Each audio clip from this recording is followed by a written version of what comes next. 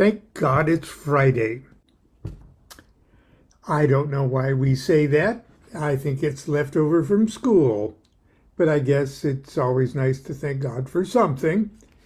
If we're still standing up and breathing. This morning, let's see here. Okay, do you see that? I can't tell whether it's, no, there we go. Adeo sat bene. Now, I don't know how people in ancient Rome would have pronounced that, but adeo sat bene. And according to my son's Latin teacher, way back in high school, I asked him to give me the Latin phrase for so far, so good. And that was my motto. As a matter of fact, still is my motto of that particular level that I was at the time. You may outgrow your old motto, but it's always you somewhere. That's why Crowley signed certain paperwork, Frater P, and then or OM or Tomegatherian.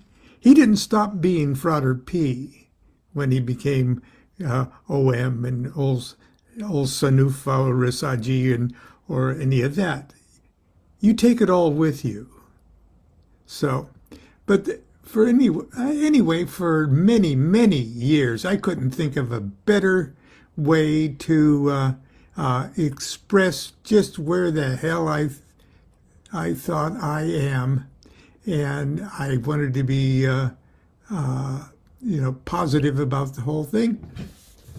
And it actually, I thought about using that as a motto based on an old joke.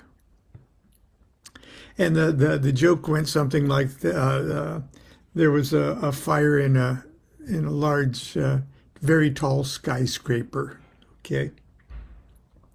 And people at the top floor were, it was so hot that they were jumping out of the skyscraper to their certain death below.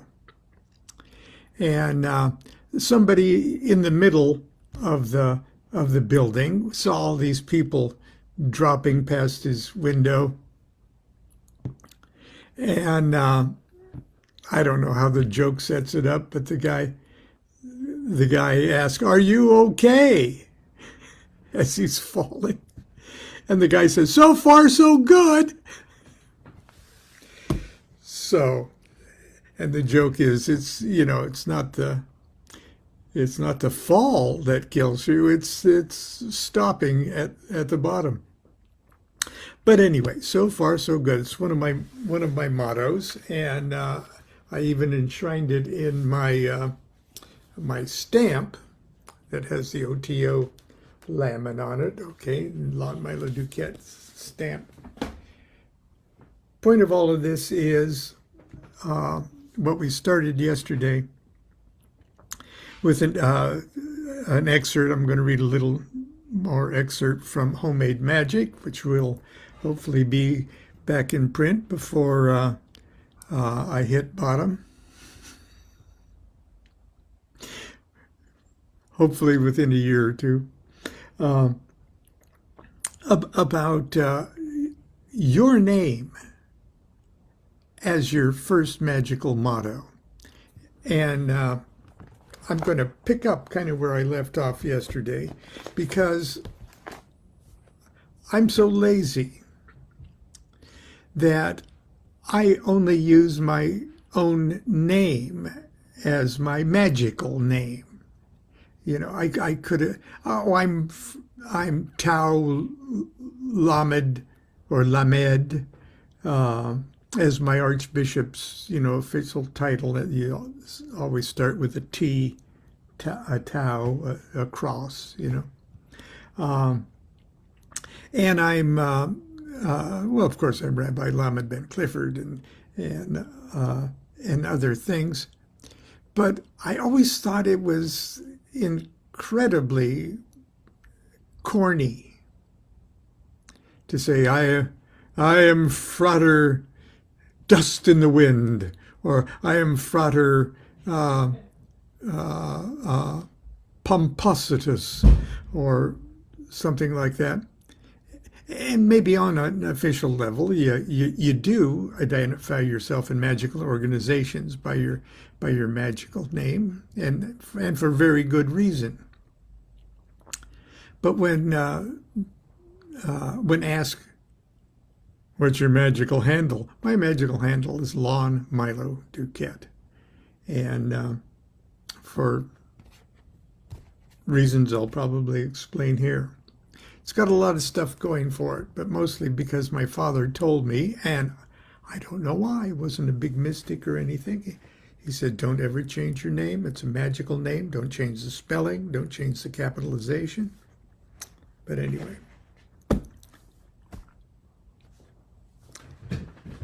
Your homemade magical motto is the name of chapter 2 here. It starts off by a little epigram that just says, halt. Who goes there? Now, the last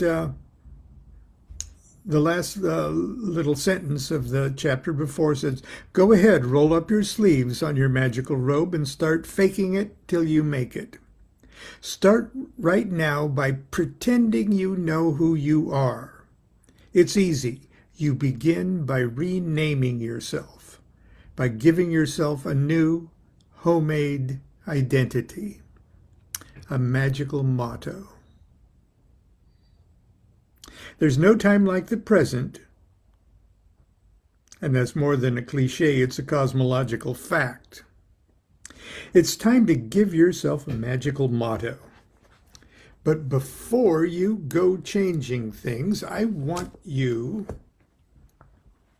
to first take a moment to appreciate the magic of your given name. And that's the focus today. You don't have to belong to any organization or anything else. You already have a magical name.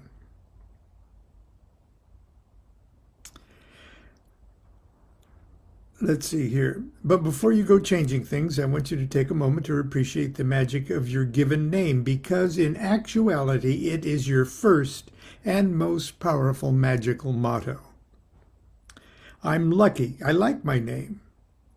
Right up until the time my father died, he insisted that I never change or even alter the spelling of my name. I'm going to digress here for a second. He always told me that as a kid, okay? But even as he was literally on his deathbed,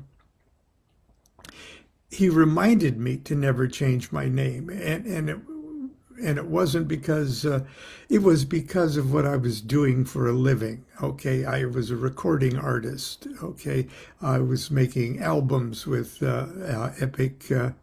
or album with Epic Records. I was touring with the band, covering the recordings.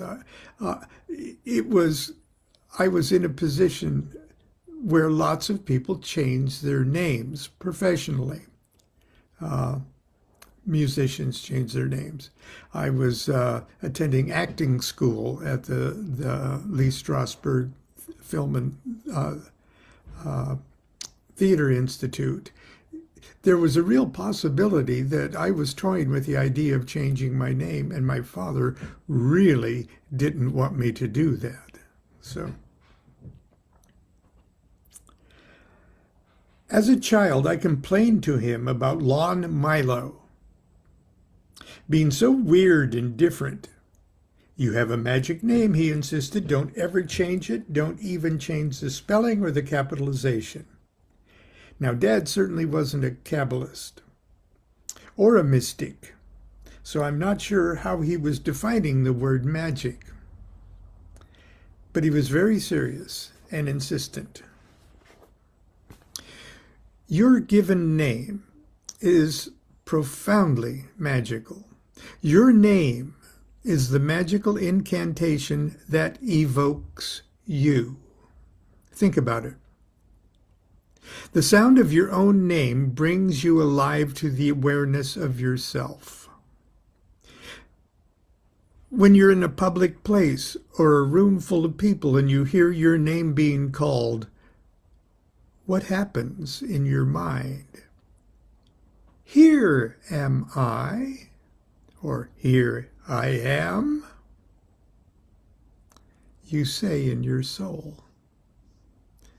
You remember you are you.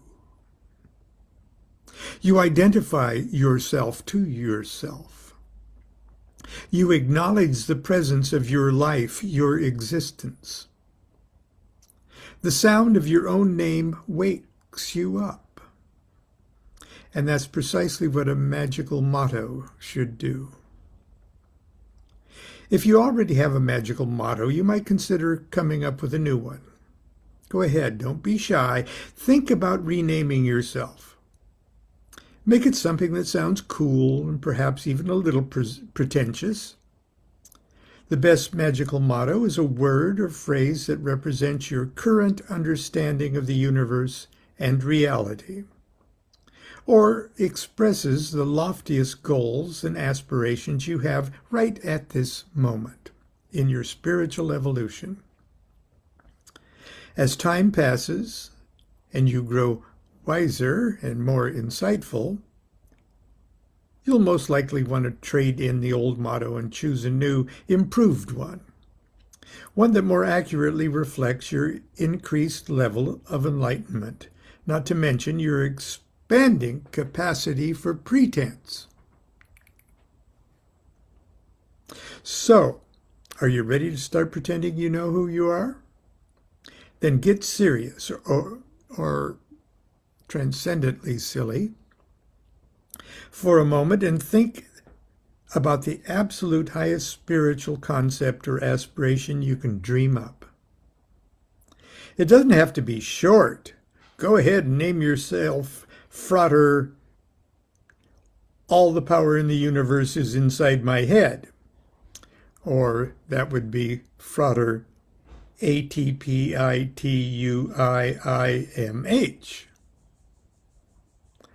Or Soror, the archangels grovel and bow down to my awesome coolness.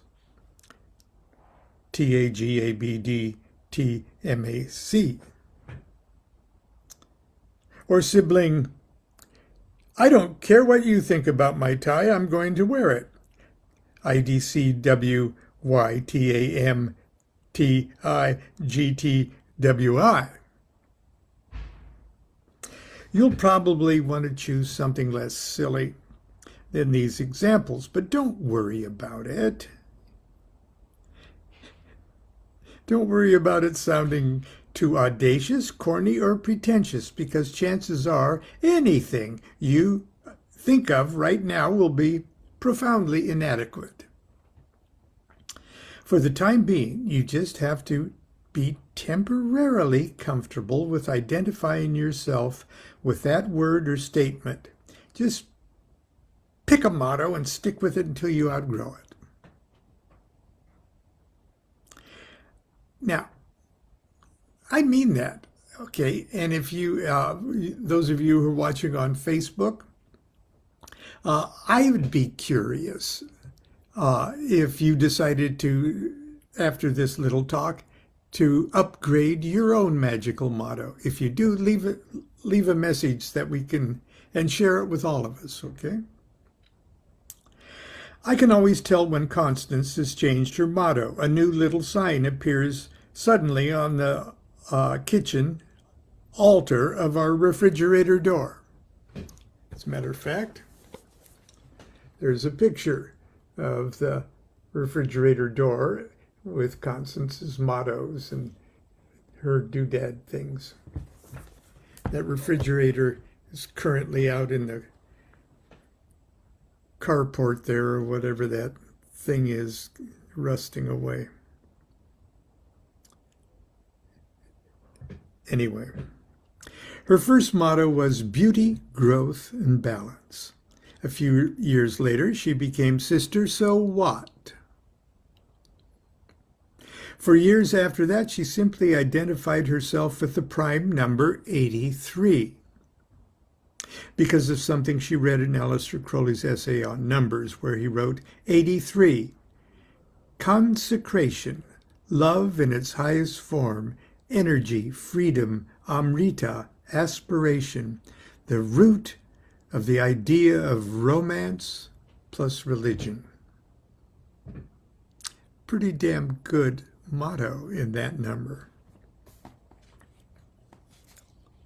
Fruitless love and aimless toil was the next motto to appear on the refrigerator door, followed by a couple years later by the disturbingly profound and oddly capitalized statement, I, and this is all caps except the word I, which is lowercase at the beginning, I am finished. Presently, she is glory to God. My first attempt at a magical motto wasn't a motto at all, but a number.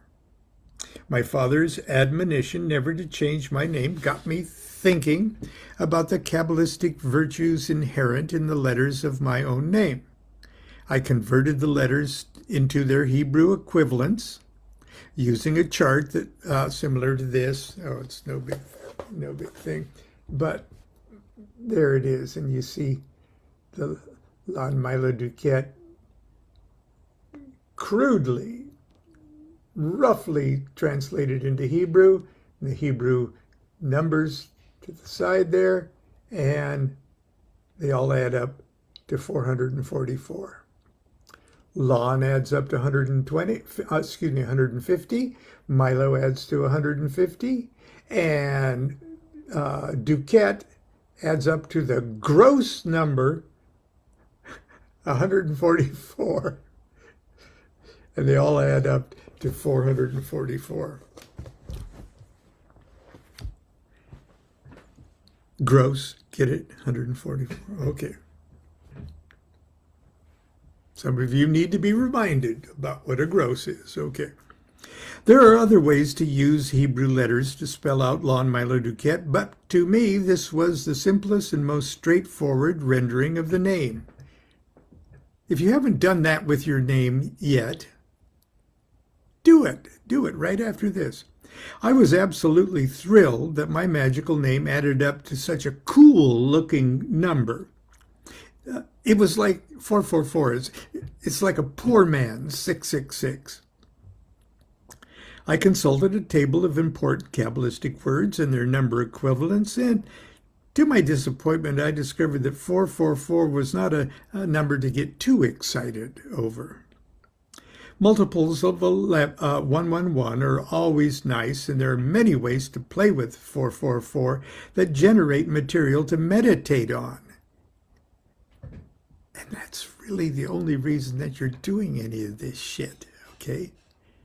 To get your mind in a place where you're meditating on this, that you're concentrating on something. Oh, and there are other reasons too. But the most important thing I got out of the whole exercise was a certain sense of identity and the simple realization that it was my number, and one of the reasons my name and my life was magical. It's the reason that I've always used my full name on anything and everything I publish. It is my stage name when I perform and my artist name when I record. I remember long ago, I don't know if she remembers, but Catherine Berry, when she first was thinking about joining the OTO down in Southern California, she looked at information or something on Haru Raha Lodge, which was ours down in Newport Beach. and she saw the lodge master's name, Lon Milo DuQuette, and she thought it sounded so presumptuous and phony. And she says, "Oh God, who would pretend that their name was Lon Milo DuQuette?" You know, she told me that years later. Anyway, I chose my first magical motto in 1976 on the occasion of my reception as an AA probationer under the mentorship of Phyllis Seckler-McMurtry. I chose for my motto a phrase that incorporates the initials of my name. I was dragging my name into this, LMD. I chose the three words, liberty, mastery, and dignity. To further abet my magical pretensions, I thought it'd be extra elegant if I said it in French. Liberté, maîtrise, dignité. LMD was also the full spelling of the Hebrew letter Lamed. That's how you spell Lamed. You spell it LMD. Lamed spelled in full is Lamed Mem Dalet.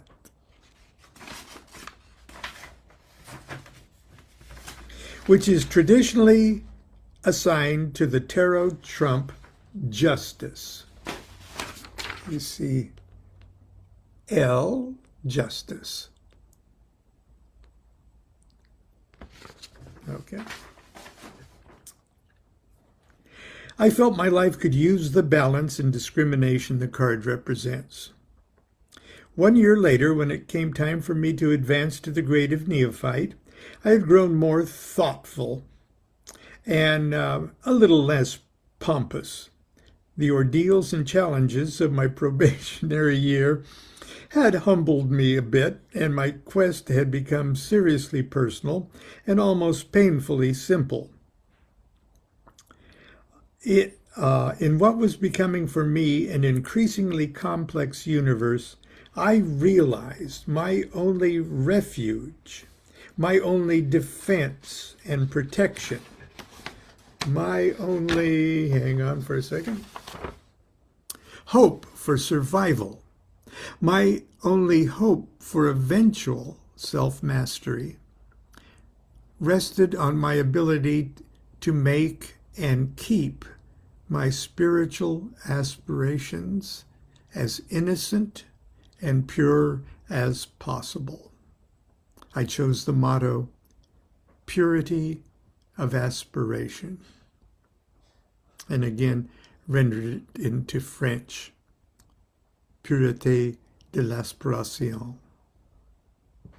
Now there's a footnote here that I'm going to go back to. Throughout my magical career, LMD has continued to serve me well. I showed you my my bishop's ring yesterday, if I can get it out here. Show you again. LMD. Okay, that's Tau Lamed. I may as well put it on. When I was consecrated Archbishop of Ecclesia Gnostica Catholica, I took the ecclesiastical name Tau Lamed. Also, I took the name Rabbi Lamed ben Clifford, which is Lamed, son of Clifford. Clifford is my father's name. So, as my nom de plume for my book, The Chicken Kabbalah of Rabbi Lamed ben Clifford and son of Chicken Kabbalah. So that's where Lamed came from. My subsequent mottos were Hoathiyada or Hoathaheyada, true worshipper of the highest in the Enochian angelic language. Perhaps my favorite one, and the one that I thought might last me for the duration of this incarnation, was Adeo Sat Bene, Latin for so far, so good. 2 years ago, and this was quite a while ago now, I accepted my new motto. Only love is. Nostalgically, I returned to French. Seul l'amour est. Before we go any further, I'd like to pause now and settle the matter of your magical motto. If you already have a motto, fine. If you don't, I want you to create one right now. And here I pause because I can pause in a book. Got it? Good. I want you to use your new magical motto to formally give birth to yourself as a homemade magician. I'm serious. Do you think you can become a magician just by reading about it? No, you actually have to do stuff yourself that nobody else can do for you. Sorry. This is your show. In order to give birth to yourself, you need to be your own mother, father, midwife, and baby. So please listen up. To illustrate their condition of spiritual blindness, candidates for initiations are, or at least have been since time immemorial, first blindfolded and hoodwinked, and bound hand and foot at the beginning of the ceremony. This is obviously a disturbing and uncomfortable position to find oneself in, and that's exactly why it's done. It's supposed to be disturbing and uncomfortable. Before initiation, we dwell in darkness, blind to the light of the greater reality that is enjoyed by the more spiritually enlightened. The candidate is unable to move forward effectively in this blind and ignorant state, unable to help himself or herself, let alone others, while in this sorry condition. As the ceremony proceeds, the bond and hoodwink candidate travels, or is more often led around, the temple or lodge room and is taught certain lessons. Eventually, as the candidate grows in knowledge and wisdom, the fetters are gradually removed. The climax of this part of the initiation ceremony is when the hoodwink is removed and the candidate is, quote, brought to light.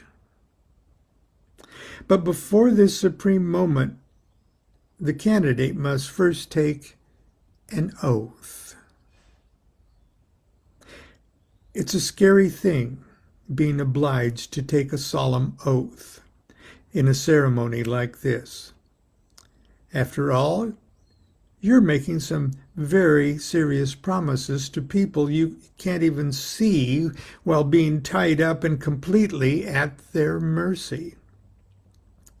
In a temple or lodge room ceremony, the candidate must do a little soul searching. Pragmatically, it's clear that unless he or she goes ahead and takes the oath, the initiation won't continue. The blindfold will stay on, and he or she will be removed from the initiation chamber and sent back into the outer darkness.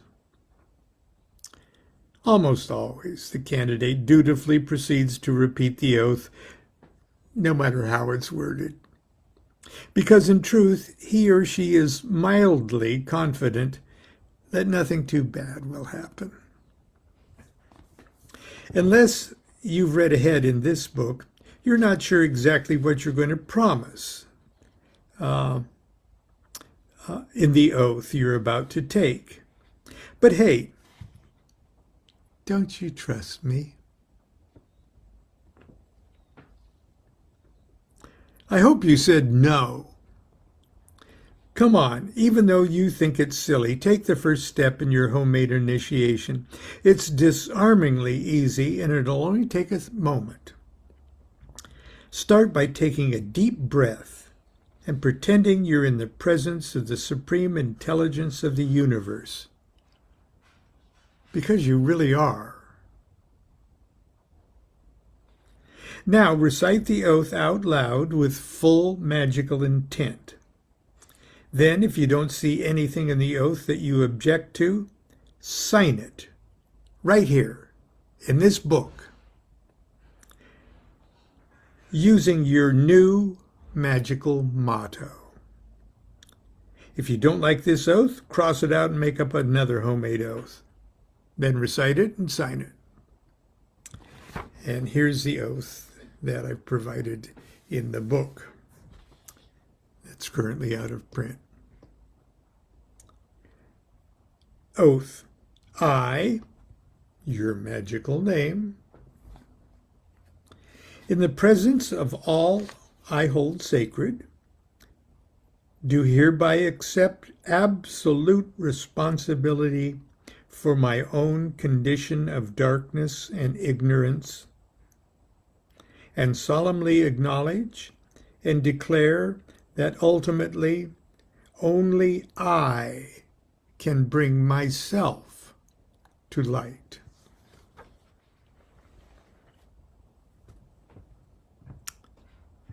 I'm going to do that again so you can say it right with me if you want.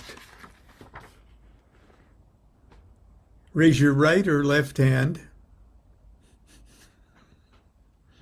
and say after me. I, and then your magical motto. Make one up right now if you have to. I, in the presence of all I hold sacred, do hereby accept absolute responsibility for my own condition of darkness and ignorance, and solemnly acknowledge and declare that ultimately only I can bring myself to light.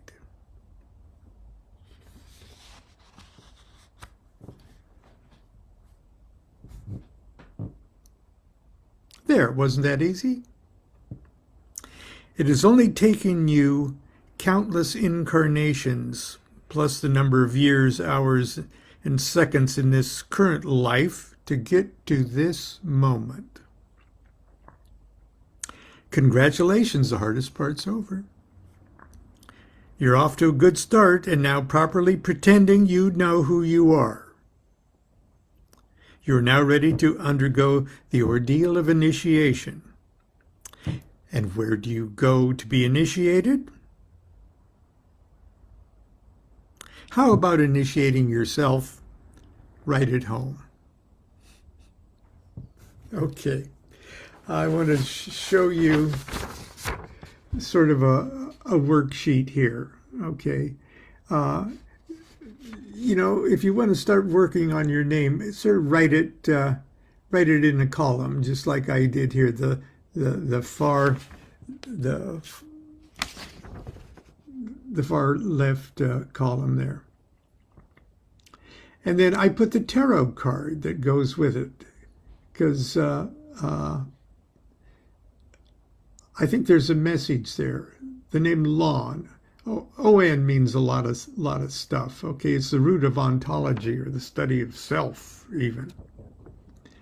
It's a sacred word. It's the Egyptian city of the sun. Heliopolis was called On. Okay, but it adds to 150, which has, you can look it up, has certain virtues, and so does Milo. But it's got a different set of tarot cards that represent that, okay? Now, justice, devil, and death is pretty damn cool, okay? I like that. And Milo is the hangman, the hermit, justice, and the devil. And that also adds to 150. Now, DuQuette has some repeated letters, and of course, in, Kabbalistically playing with stuff, we probably wouldn't spell it out like that with all these double letters and stuff. But I did. I just like the name my dad gave me. I'm just all double letters. I'll treat them as such. So it's the Empress, the Hierophant, the Moon, the Hierophant. So it's a moon sandwich with a Hierophant bread. The Star, Lust, Lust, and the Star. And it adds to 144. It won't do another gross thing. And the whole thing adds to 444. And I then played with it, added the key numbers of the tarot to arrive at another number and another little message. That 161. And here is a Hierophant sandwich with a Fool as the bread, and things like that. 144. Let's see. I've got some kind of notes around someplace in the trash can. The root of 444 is actually 37. That's, you got to, when we get the prime 37, which is in the Hebrew Kabbalah the Yecheda, or the kether of kethers, if you will, the self of self, the unity of the absolute. So it's a perfect root number. And 2 37s are 74. 74 times 6 is 444. 70. Well, anyway, once you start playing with your own stuff, with the numbers and everything else, tarot cards are a very, very good tool in doing that. You start to learn things about yourself that you didn't consider were lessons for you to learn. It's sort of easy with the tarot cards because they're actual characters and things like that, and you can sort of sense in the ordering of the cards, of the letters of your given name, events and cycles in your life. The cards come alive as indicators of the progress you've made in this incarnation, and it's well worth your time, at least in my opinion. Anyway, I hope you got a new magical motto. If you do, share it with us all on the Facebook messages. And until tomorrow and Saturday morning cartoons, continue to be good to yourself, be good to each other. And from